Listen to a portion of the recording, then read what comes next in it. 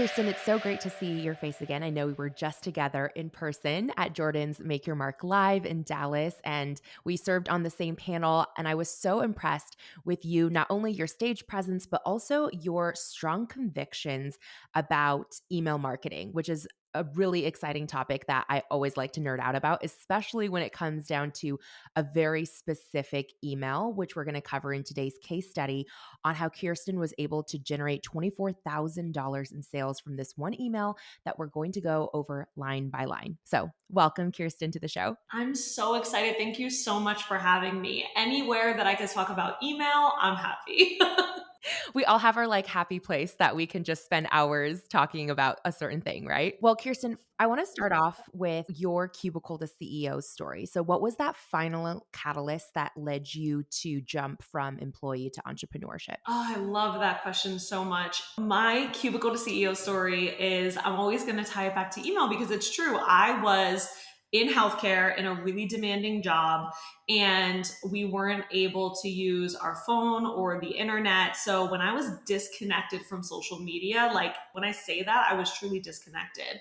And I was using email marketing to stay in touch with my leads and to continue to sell to them even when I wasn't on social media. And I finally took that leap from Cubicle to CEO when I realized that I had enough people on my email list in my audience to be able to have a full-time business. I had made over $300,000 at that point with a 9 to 5.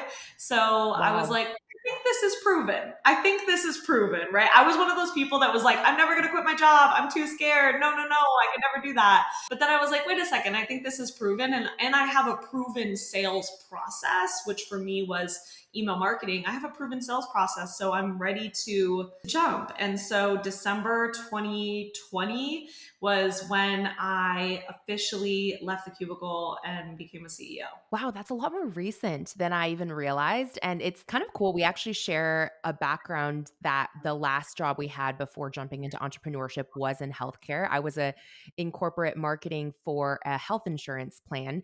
And so can relate on that aspect, can't relate on actually preparing and testing my business concept before making the leap. I definitely went the opposite direction where I just left without a backup plan. So kudos to you for building out a proven concept before taking the leap.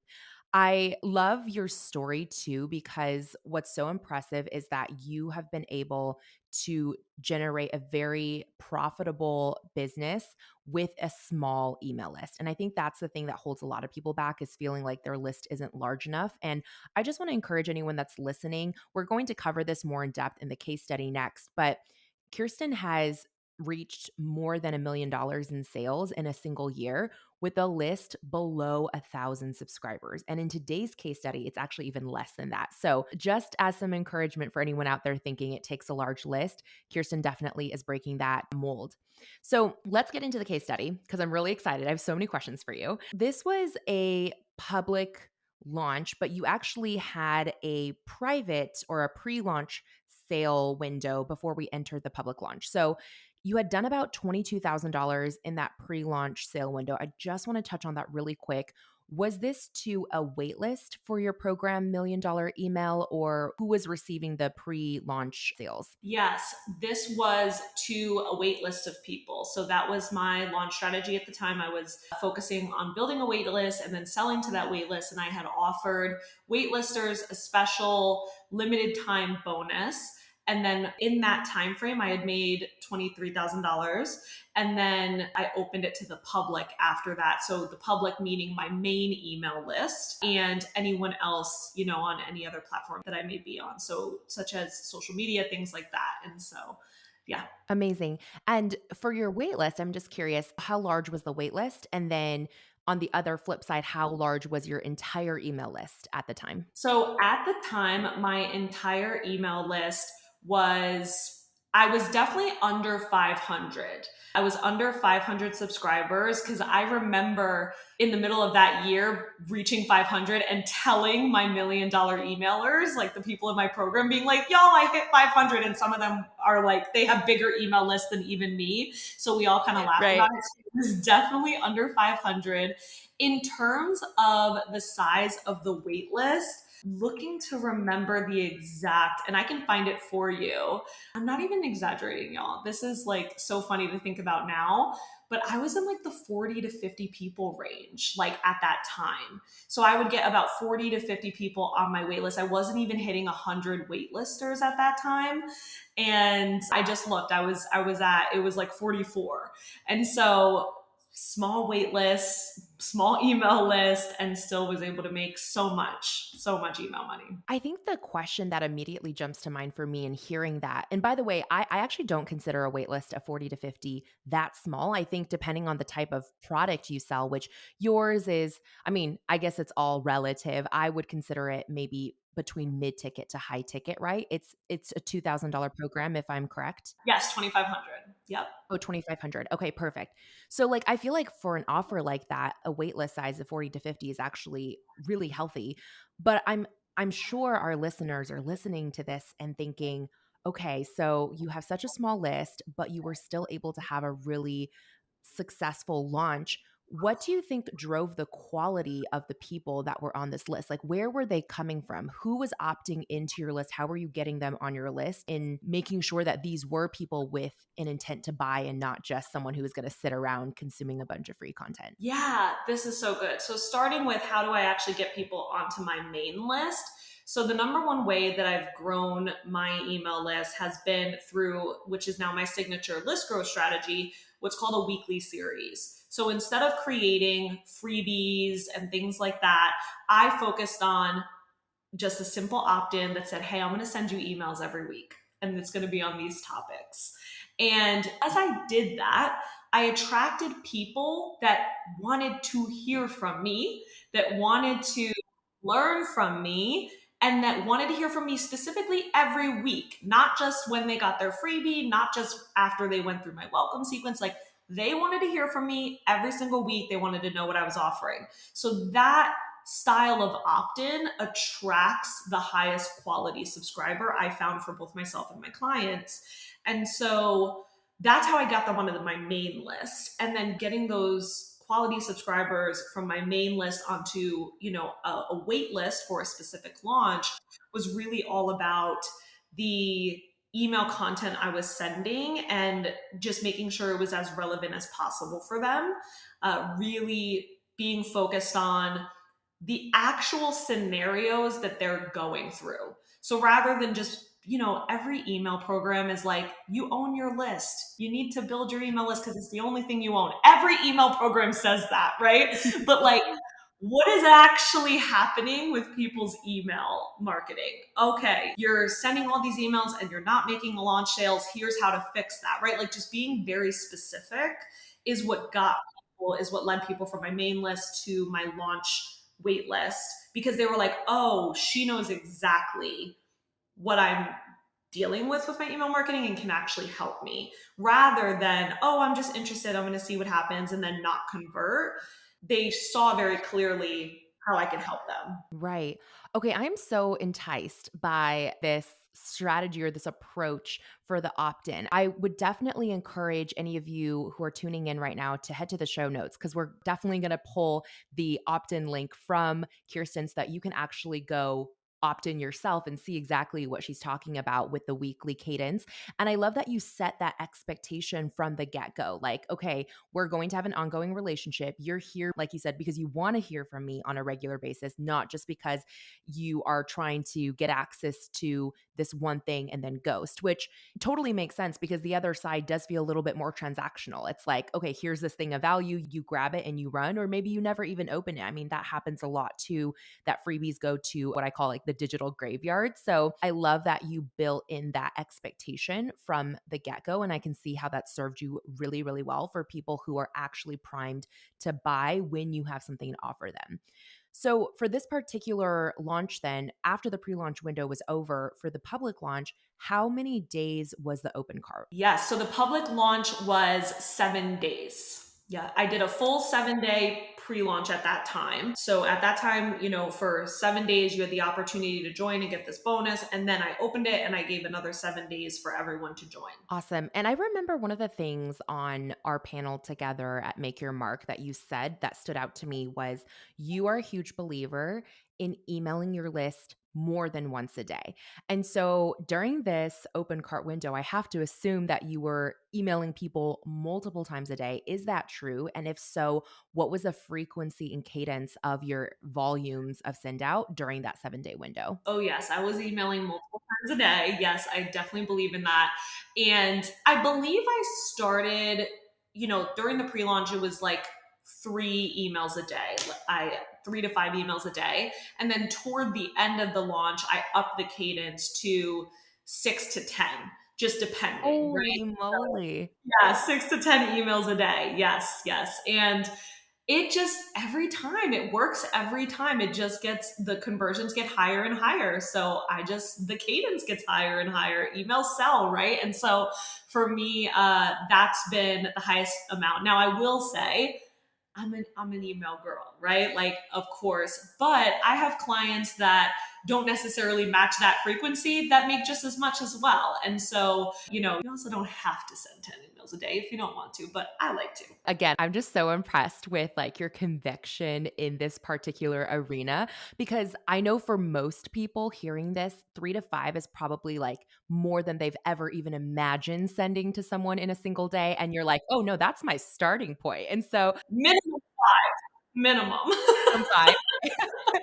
I want to dig into the psychology a little bit because I know our audience and I know that the fear of being annoying, right? I know that's like the number one thing that holds people back from upping their own frequency to their list. So, how do you combat that? Like during this launch, when you started at minimum 3 to 5 emails a day and then ramped up to 6 to 10, how were you mentally talking yourself through, okay, I got to show up confidently. I'm not being annoying. And then did you notice on the data side a large number of unsubscribes? Did it hold pretty steady? Like, just curious what your experience around this was. Such good question. So, yeah, the first thing I say to myself and to others when they're worried about being annoying is, well, just write better emails then, right? Like if you're annoying your audience, you're just not writing great emails, right? Because your audience isn't annoyed when you're writing really high quality emails, right? Even when you're selling every email,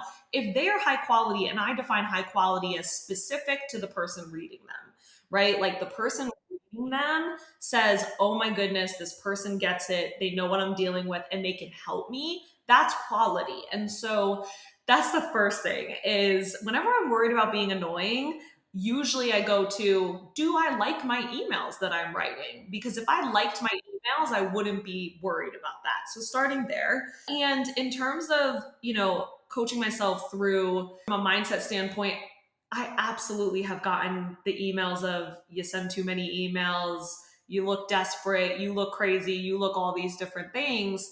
And what's helped me to get through that is tell my bank account. Like tell my bank account because there's still I'm such a math person. I'm like the math I don't know what else to say. Like the evidence is in the bank account, right? And so for me, what helps my mindset is reminding myself that people are buying from it. And so clearly it's working. So why am I questioning myself, right?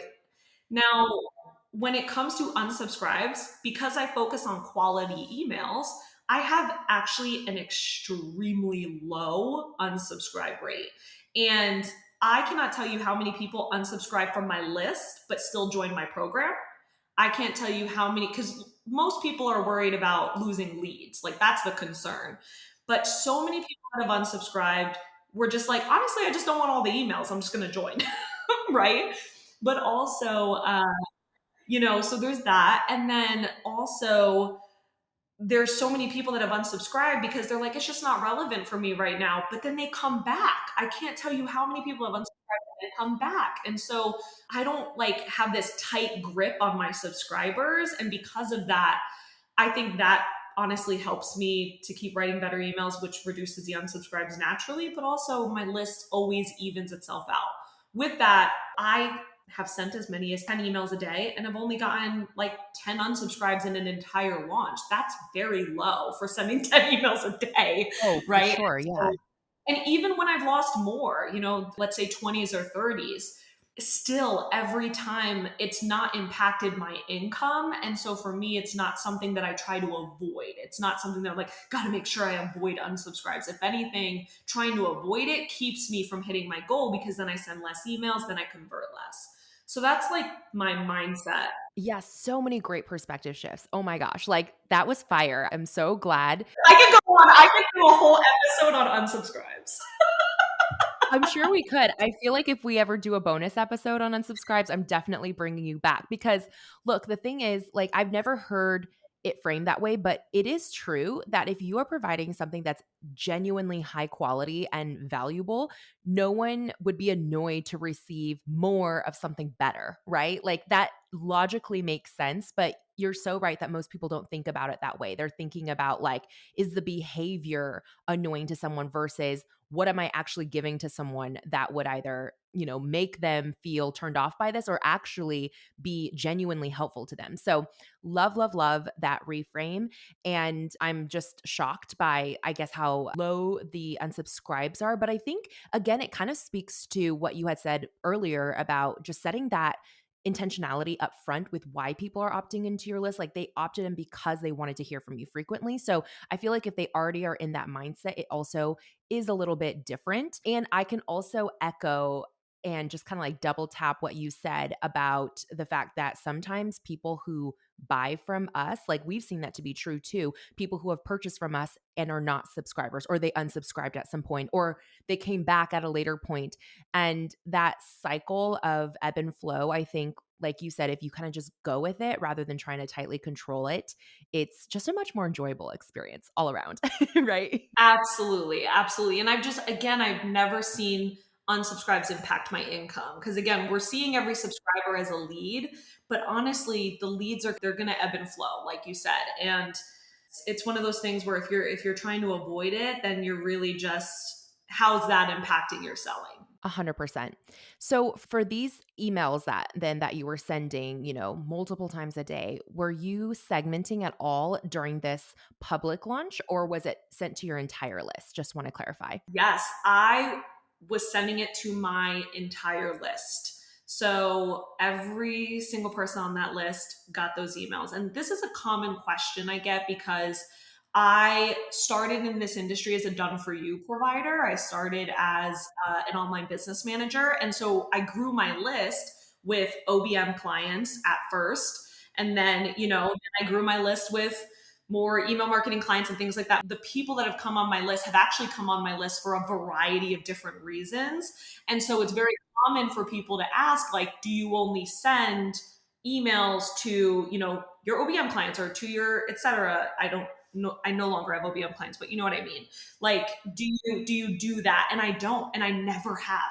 Never have. I have always sent everything to my main list. If you're on my email list, you're getting whatever I'm selling. And it's worked out. And I've had people from the beginning of my business still on my email list, now in Million Dollar Email, now in my other program, Million Dollar CEO. I don't over segment. I mean, outside of, active students, right? I might segment them out. But even for a long time, I didn't segment them out. I was like, no, you should be reading my emails, take notes, right? Like you're in the program. So there was a long time I wasn't even segmenting them out. So yeah, it was all getting sent to my main list. I mean, I can see the appeal of that approach. And I would say generally we do follow a similar approach in our email marketing too, just because as much as segmentation is really helpful for personalization, I do also feel that there's so many like hidden attributes of a person that they may not have publicly displayed to you before. But if you make assumptions and exclude them from the opportunity to even hear about something because you think it's not relevant to them, you could be missing out. And so I do understand and see why your approach is effective, especially if you are tailoring your list and it's more curated and small. So I love the honesty there about, your genuine approach to that.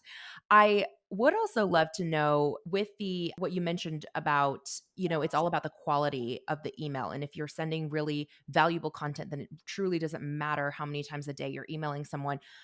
When most people hear that, I feel like the default for them in their brain is, okay, if I have to give value, then it needs to be like how to or educational content. I'd love to hear your hot take on what makes an email actually valuable. Like, could you give an example of something that you have said before in an email, and in particular for this launch, that you felt was giving value to your audience without necessarily prescribing them a how to tutorial? Yeah, I mean, even the email that we're going to talk about today, templates don't change industries, just telling them that they shouldn't be using templates, not saying here's how to write without a template, here's the how to, here's the step by step.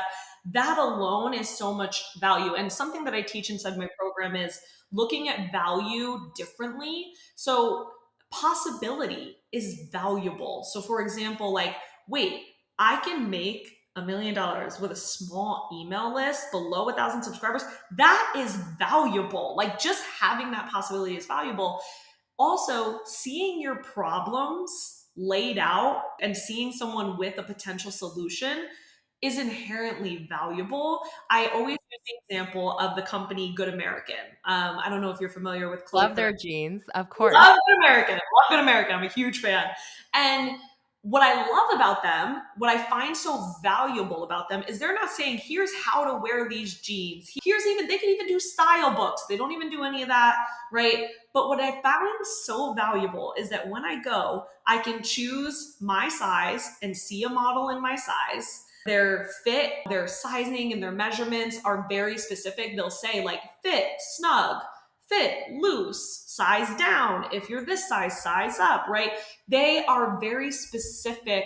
And that right there is so valuable to me without needing to know how to wear denim, what to put on with it or anything like that. Like, that experience alone, that shopping experience is valuable. And so thinking about that with your emails too, it's just looking at value differently, where it's like, oh no, just them knowing that my offer exists and then it solves their very specific problem and that I see them very clearly, that is valuable without the how to and the DIY, emails that people tend to send.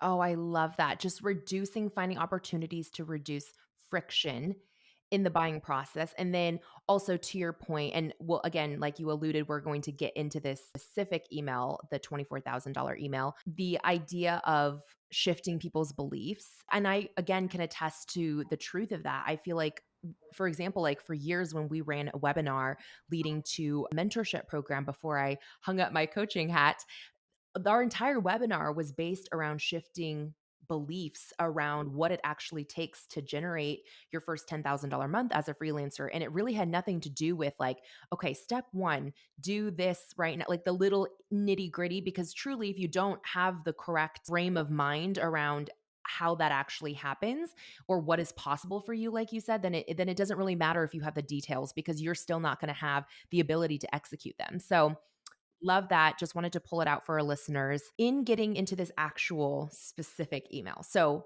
just to set the stage, in the first 6 days of the 7-day open cart window, so that's Sunday through Friday, you had sold $10,000 of your program. So, a couple here, a couple there based on a $2,500 program.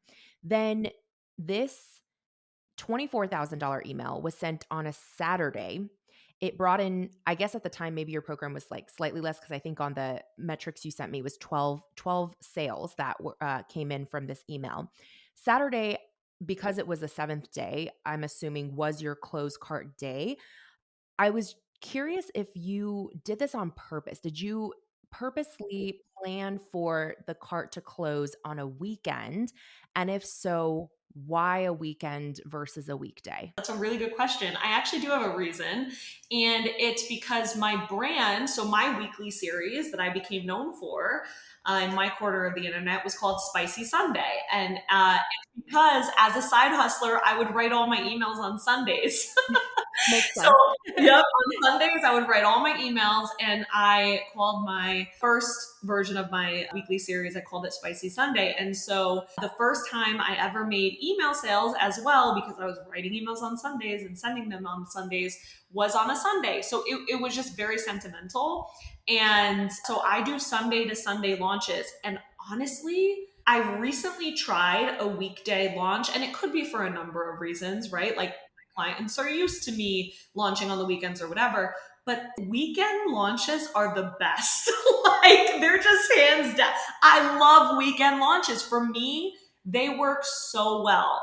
Sunday to Sunday, I stick with it because I'm just like, no, every time I've tried to do a weekday, nothing goes better than a Sunday launch. So yeah. That is so fascinating because, logically, when most people might think about this, they're like, oh, weekends, people are away from their computers, they're tuned out of work. And I guess that would be more applicable if you're like in the B2B space. So obviously, if you're in a niche that doesn't necessarily target small business owners or entrepreneurs, maybe the weekend actually makes the most sense and you have people's attention. But I'm very curious now. Maybe for our next launch, we're gonna try that nugget and see how it works because I always love to test new ideas. And I think that's so smart. For this particular email that we're about to go line by line over, what email number was this in all the emails? So, because like you said, you send, up to 10 emails potentially on especially the last day of the open cart. So, in the sequence of emails that you sent that Saturday,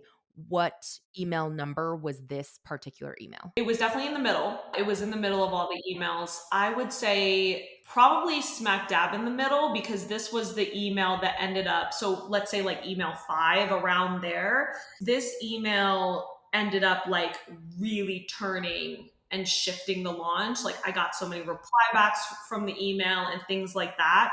And I remember specifically being like, and it was just tucked right in the middle. Like that's just crazy, right? Just And a dark so horse that came out the winner. Yeah. yeah, so it was definitely tucked. It wasn't like the first one, it wasn't the only one, and it wasn't the last one either. It was tucked. And next thing I knew, I remember so vividly, I was on an airplane literally that day. I was headed back home from Dallas, and I like got off the airplane and I had all these sales, and I was like, what email just sent? Isn't that the best surprise to like land to? Yes. What email just sent? Now I'm a firm believer that it's never just the one, it's always the collective, right? But there was something about that email that really sparked people up and just drove so many sales. So yeah, it was in the middle that day. So interesting. Well, lucky you, listener, because you get to hear the entire email in just a moment, line by line. I know I keep teasing it, but it's because I have so many like additional detailed questions. I just want to make sure to set the full context. Okay, so this was sent in the middle. Do you remember the subject line? And do you remember what the open rate of this email was and the click through rate of this email? And if you need a second to pull up those stats too, happy to wait. Absolutely. The subject line was templates don't change industries. The preview text was I do very simple informational preview text. So it was last day to join. It was something along those lines. In terms of the click rate, it's so interesting. I hardly look at those and I have a whole reason for it, but I'm going to pull it up the opening click rate.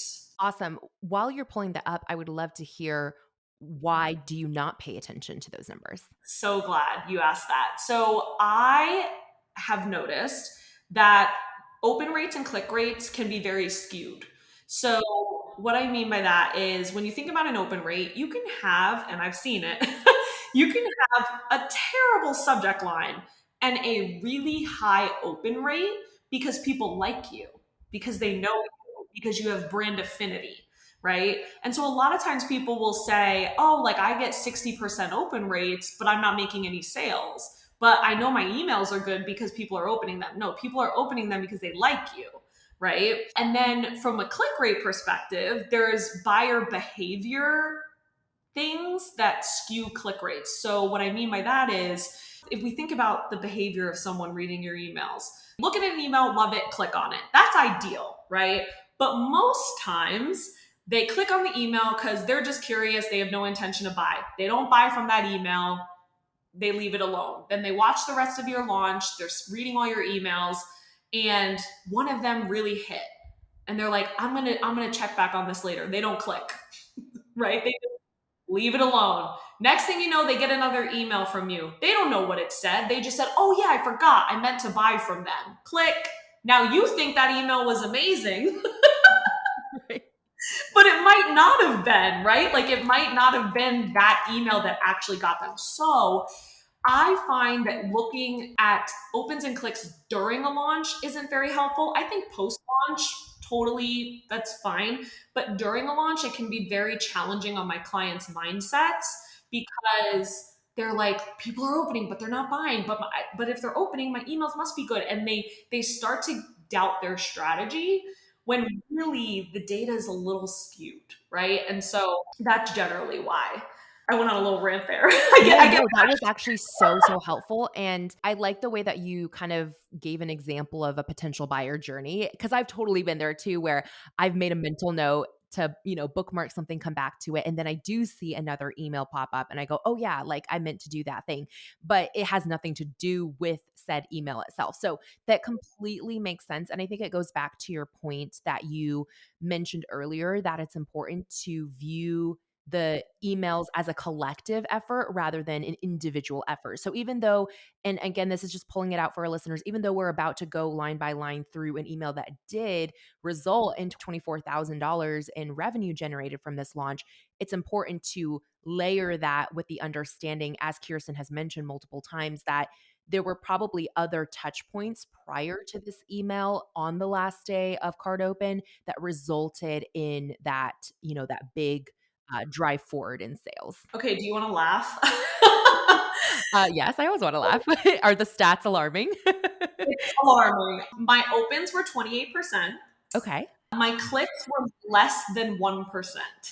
Clicks or click through rates? My click through rates, less than 1%. Interesting. Well, I think again, it just kind of alludes to exactly what you said, right? You can't necessarily judge in a similar way. I almost would, and I know that you're kind of the queen of, email makes you social media optional, which is like another stance that I love about you. But I would almost akin this to how some of our lowest performing social posts, ones that you would look at and be like, wow, like that tanked. It got like 10 likes and nobody commented. Those are sometimes the posts that actually in the DMs drive the most number of sales. Like people are saving, they're sending it to us and being like, "Hey, what's the link for this? I want to, want more information or I want to join." And so numbers don't lie, but they don't always tell the full story without the context, right? I'm glad you said that because the reason why I know that so many people, like, okay, there were 3 clicks on that email, let's say, but clearly perhaps people went directly to my website or they had it saved, right? The sales page from another email, but that pushed them over, right? And truly converted them. And the reason why I know it did, because I was getting reply backs, right? And so it's like that's not the only metric that we're looking at. We're also looking at reply backs and people saying, oh my goodness, this got me. Yes, this is the one, et cetera, et cetera. So I had gotten so many reply backs from that I knew that, oh, this was the converter. It sealed the deal for a lot of people. The people that were watching, even if they had it open on their browser, whatever it was, like that's what made them finally go and say, okay, I'm going to buy. So yeah, full picture data is definitely key. Makes sense. Now, for the moment you've all been waiting for, we're going to go over this email line by line. And I have a few like comments or questions as we're going through, but I'm just going to read it and then I'll have Kirsten expand on it. Okay. So starts off very simple. Hey, insert their name, right? Personalize that first text line. $1 million email does not include templates. Templates aren't scalable. They are a short term band aid. I've tried them, I've had them in my programs. Okay, I'm going to pause here real quick. So, you are starting off with this spicy opinion, the strong positioning statement. Is this a new thought that you were introducing for the first time in this email, or was this like anti templates thing kind of a theme throughout the entire launch? Yeah, this was a brand new thought. And it was because people were asking, like, what kind of templates do you provide? Do you provide waitlist templates? Do you provide webinar email templates? And I was like, why are y'all looking for, no, we're not doing templates over here, right? And it didn't even cross my mind, which is why it wasn't sent till the end of the launch that people wanted templates. So yeah, this was a new thought that I was adding. Okay, very interesting. So it was like addressing an objection in real time as you were getting those feedback. Okay, awesome. Continuing on with the email. Templates create an illusion of safety. If I have a template, it'll work. This program works without templates, and millionaires don't rely on templates. Okay, so I thought this was really powerful because I can see in this moment you're like making an identity shift for them, right? Was the idea of being a millionaire, was this something that you felt you needed to insert here because it's tied to the name of your program, Million Dollar Email, or is this an identity that you were hearing directly from your potential buyers like, hey, we're in that six figure, multi six figure range, but we're trying to reach that $1 million range? Just curious how you came to call this out. The name of the program is Million Dollar Email. And my brand is very centered around coaching millionaires. And because through my experience coaching millionaires, I know how to make a millionaire, right? And so I like providing my audience who isn't yet at the $1 million mark with $1 million strategies so that they can apply them now. Because I always say, you know, you'll hit a million as soon as you start implementing $1 million strategies, right? And so that's what that was, hey, listen, like I know you're on my list because you want to apply $1 million strategies. Templates are not $1 million strategy. I love that. And then you go on to say, that's six figure strategies. Millionaires take concepts and run with them. So, as I was reading this, the way I was taking it is in that, in the previous sentence, you were doing this identity shift, like millionaires don't rely on templates. And then here you're kind of othering people who use templates primarily to write sales emails, and you're saying that's for six figure people, like creating distance from who they are currently and who they want to be. Is my assessment accurate, or is there something deeper to this that I'm not getting? Yeah, totally. It's just like, okay, you did that to get to six figures, but we're trying to get to a million now, right? And so I would venture to even say, you probably applied templates, hit six figures, but you could have hit six figures faster or easier if you didn't use templates, right? So it was really, like you said, just like calling them into the identity more than anything of, okay, you've applied six figure strategies, but you need $1 million ones now, and you need to be able to join a program that teaches concepts and for you to be able to apply them. That's going to be more valuable than anything, which, just a side tangent, I think honestly the brilliance of this email is I'm addressing so many layers, like Yeah. so many like layers and unique objections. And one of them being like, I need a step by step. I need my handheld. I need for you to tell me exactly how to write my email so it converts. And I'm like, no, no, no, no. Like, you're going to come in and you're going to learn how to write your own emails in your own words. So that's what that was. I love that. Yeah, because and this kind of goes back to the conversation we had about belief shifts. For as long as they believe that they have to be spoon fed the words, they're never going to be able to actually write the types of emails that you do because they don't see that as the solution. So you have to help them like shift their perspective of, okay, this is actually the solution I'm looking for in order to see your product is the right fit, right? So super smart. Continuing on with the email. I once told a $1 million email client her launch emails looked like an old sales program closing the cart and it was off brand. You know what she said? Say no more. Her subject lines looked like templates. They weren't, but they looked like them. That worked when it needed to. It even created six figure launches, but we've got multiple six figure launch goals, so it has to shift. She doesn't need templates. She needs expert, quick, and easy to implement concepts. That's why she's inside my program and why she hires me regularly to consult on her launches. Okay, so this concepts term has now been brought up multiple times.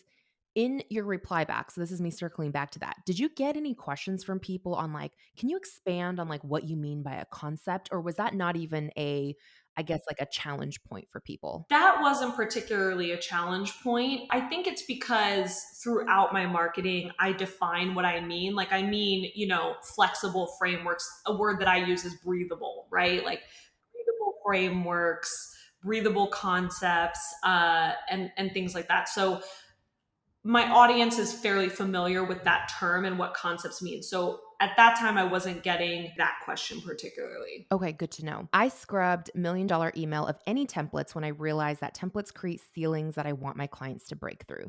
The coaching I gave this millionaire is the same you'll receive every week inside $1 million email. We will be honest with you. You will learn simple $1 million lessons that will transform the way you market and sell. I promise to never give you a template because templates don't change industries. Ooh, I love the way you tied that back to the subject line. Trust you'll work faster and better without one. And this is the last thing you say before you dive into the call to action, where you then go, we close the doors to this program until further notice. Your Q2 can look completely different with us by joining this week. Enroll now, and then you sign it. Your coach, Kirsten. One thing that I think is so beautiful about this email, Kirsten, is that it is so simple. It's not like chunks of really heavy content to work through. Most of your lines are a single sentence, right? It feels very, like you said, breathable to read through. And you're not really getting like super granular about, oh, in $1 million email, you're going to get this feature, right? It's like very much more about, I feel like you're very transformation focused in this particular email. Do you have any further context that you want to add to the actual, what we shared? Yeah, I remember being in the middle of this launch or toward the end of the launch, and I remember specifically thinking like, what could people possibly still be asking? Like, what could they possibly still need? I have written 5 emails a day. Like, what else do they want? And I remember realizing, and this is if I can give anyone anything, I was like, how did I not think of email templates? Like, how did I not think of that? It was so basic. It was so simple. It's just like, why wasn't that the first objection I answered? Right. And I remember having that moment. And so the context I would want to give is like, just really the fact that I took a minute to sit and be like, is there any other emails that people might need? Like, I wrote this real time in the launch and then scheduled it out. So I did that. And I just think that's important to know that this wasn't calculated. It wasn't like this like super strategic moment. Even looking back on it, I'm like, wow, this is so good. It's hitting this and it's hitting that. But in the moment when I was writing it, that wasn't I was just like, I'm just going to let them know we don't have templates and this is how I'm going to answer that question. And I just think that's so important because oftentimes we're trying to write the most strategic email that hits all the points and is this beautiful thing. But the best emails that you write are the ones where you're just answering a question oftentimes. And so that's the biggest thing is when I look back on this email and I was telling you earlier, I use it still in every single launch. I use this email still gets reply backs. And, at the time though, I would have never known that this was like a game changer email. So I just think it's funny that I'm on a podcast right now going over This exact email. Yeah.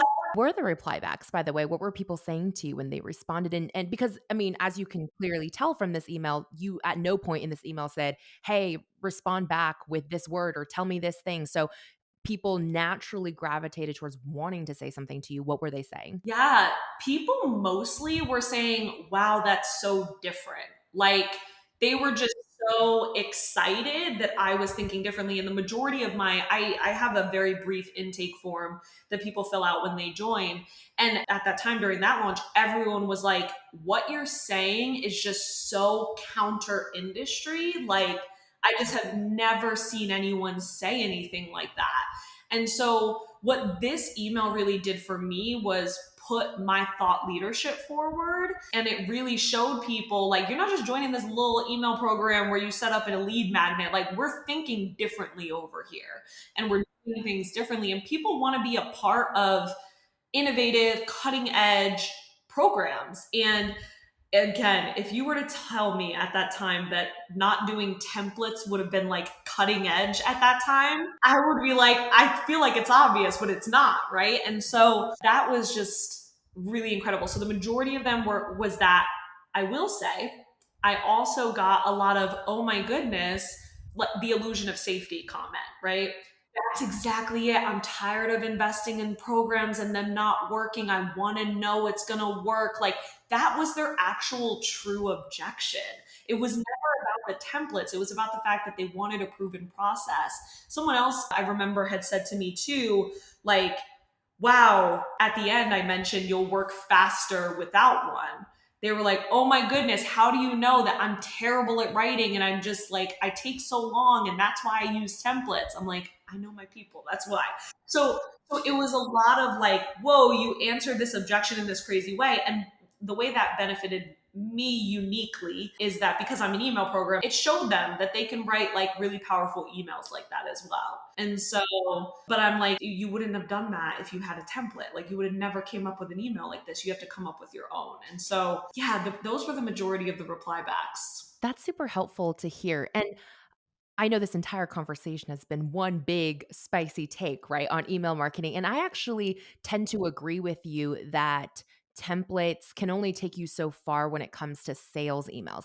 I am curious, though, about your take on templates for emails that drive other purposes. For example, in our business, one of our best-selling digital products is actually an email template, but it's all about pitching yourself for a podcast. But as I hear you talk about how you're taking people through concepts and breathable frameworks, I realize that even though we market our perfect podcast pitch template as a template, and granted, it is a low ticket, $27 product, but we see people time and time again come back to us and say, "Oh my gosh, I started booking shows," or people started responding to my pitches when I used to get crickets. So clearly something's working, but I realized that when I was taking them through the template, I'm actually explaining the why of each sentence. So helping them understand the concept around like, why would you open an email this way so that they can take it and run with it? Or like, how would you position yourself as an expert in a way that doesn't feel super, basic or transactional or like you've regurgitated it on 10,000 other shows.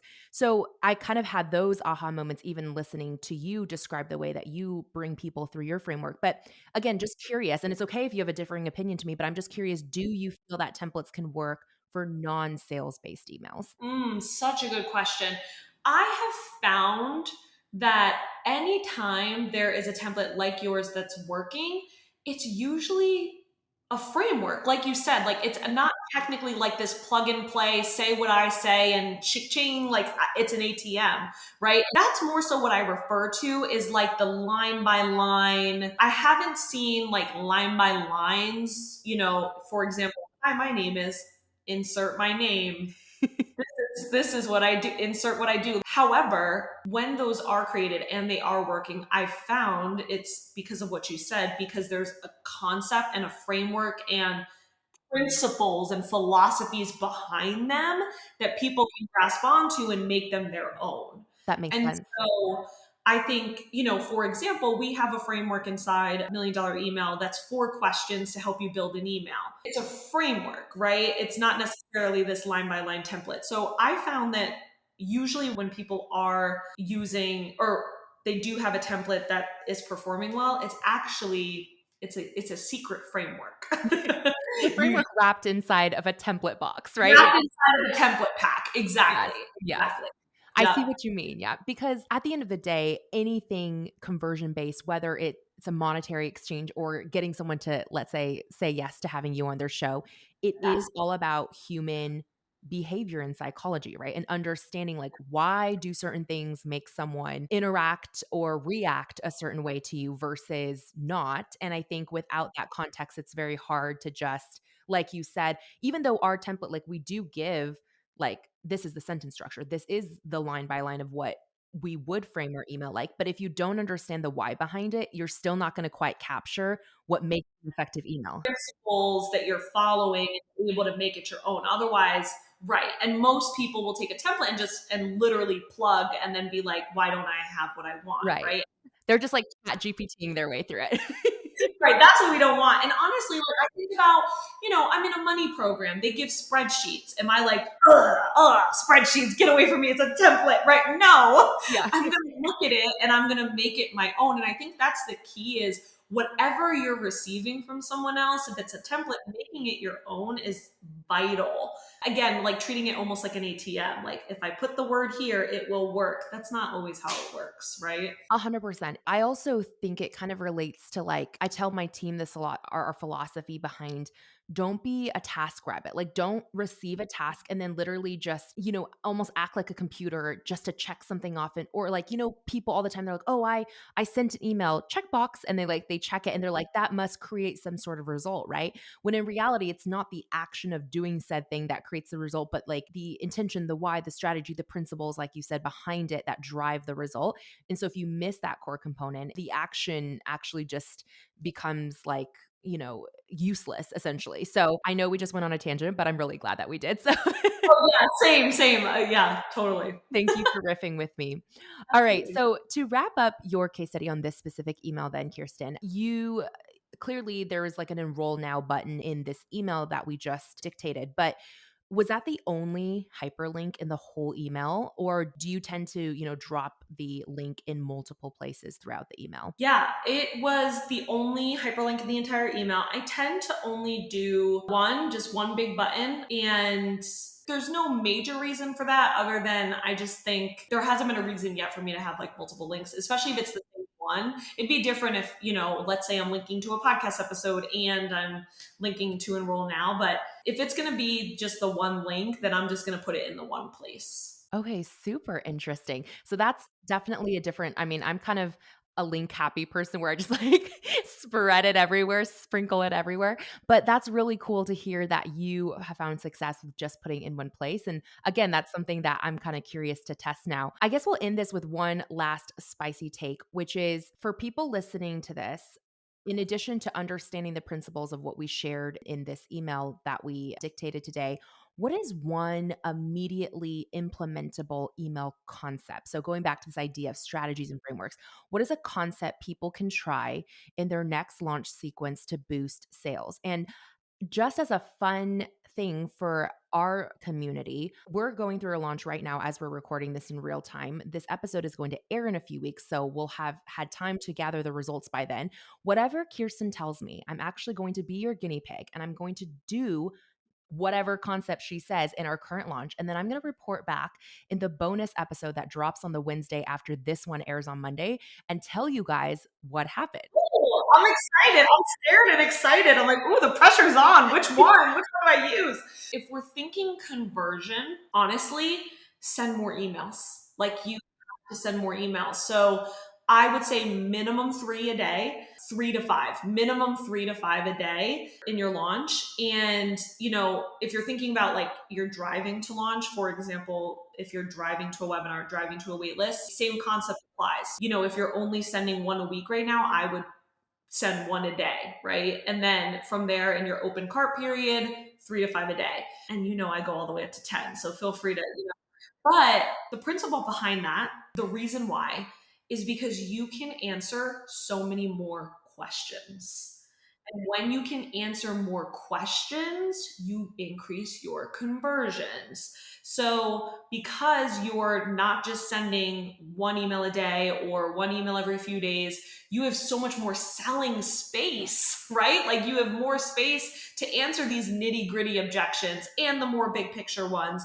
And sharing the logistics of your program and also sharing the transformations and the client results, all those things. And so for anyone listening to this, I would say the minimum thing you need to do is increase your email cadence. And honestly, for a lot of people, even just increasing it a little bit does wonders just because, they're just not selling enough. And so that's going to be the number one thing is sending more emails on your launch. I love the way your brain thinks. I think that's my favorite mindset shift that you've shared today. Look at the cadence of emails as more opportunities to answer more questions. That's the highlight I'm going to pull out for listeners.